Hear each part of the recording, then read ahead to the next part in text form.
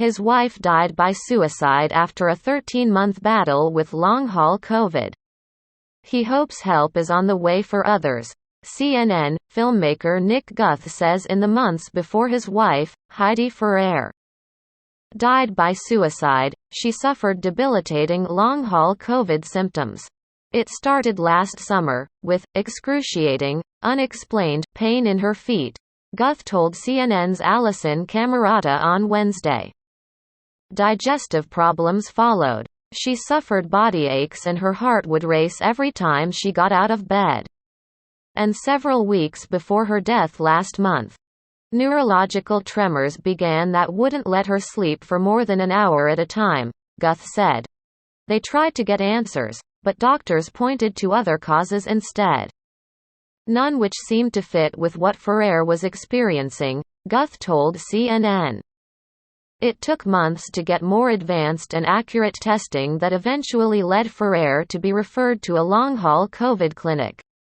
The referral letter for that facility arrived a day before she died. Her husband said, "That's how hard it is to get people to pay attention to people with long-haul COVID," he said.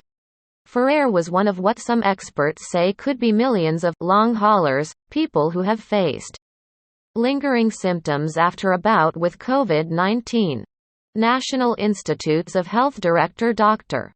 Francis Collins said earlier this year preliminary research found about 10 to 30% of people who had COVID-19 may develop long-term health issues.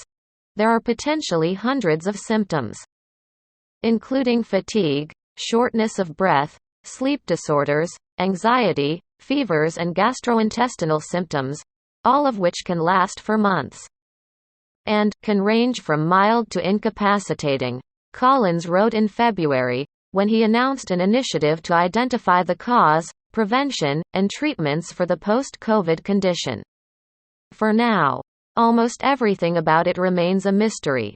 There's no diagnostic test, no specific treatment, and doctors can't predict who will have symptoms and what they will be.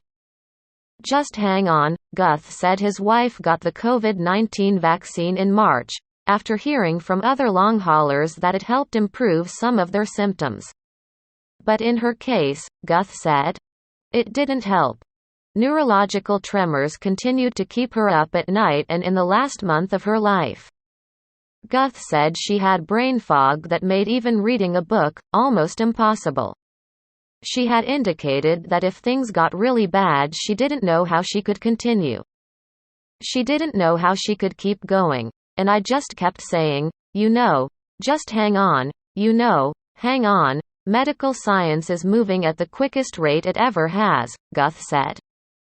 But I think she just felt that she was only going to diminish, she was going to lose the ability to walk, end up in a wheelchair, not be able to bathe herself, he said. On Wednesday, Guthe said he had the same message for others who are facing what his wife did.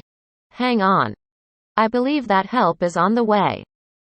But we need our government to step in now and fund research right away and provide mental health support services for people like her, he said.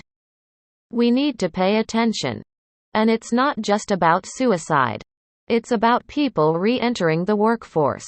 This is an economic issue. We have trained people who are not going to be able to go back to their jobs because they are exhausted, they are bedridden. CNN's Jen Christensen contributed to this report.